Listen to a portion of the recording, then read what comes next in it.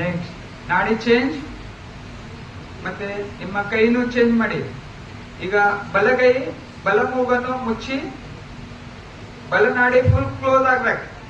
ಎಡನಾಡಿನಿಂದನೇ ಉಸಿರನ್ನು ತಗೊಳ್ಳಿ ಮತ್ತೆ ಎಡಗೈಯನ್ನು ಆಫ್ ಮಾಡಿ. ದೀರ್ಘವಾಗಿ ನೀವು ಎಷ್ಟು ಸಮಯದಲ್ಲಿ ಮೇಲಕ್ಕೆ ತಗೋತಾ ಇರ್ತೀರಲ್ಲ ಉಸಿರನ್ನು, ಅಷ್ಟೇ ಸಮಯದಲ್ಲಿ ನಿಧಾನವಾಗಿ ಉಸಿರನ್ನು ಹೊರಗಡೆ ಹಾಕ್ತಾ ಇರಬೇಕು. ಬಾಯಿ ತುಟಿ ಎಲ್ಲ ಮುಚ್ಚಿದಿರಲಿ.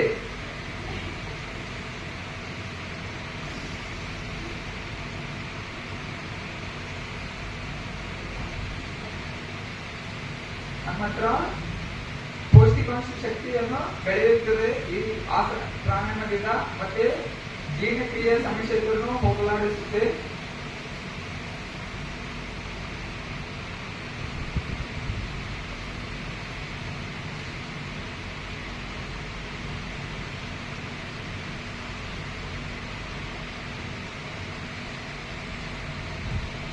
ನೀವು ಪ್ರತಿನಿತ್ಯ ದಿನನಿತ್ಯ 10-15 ಸಲ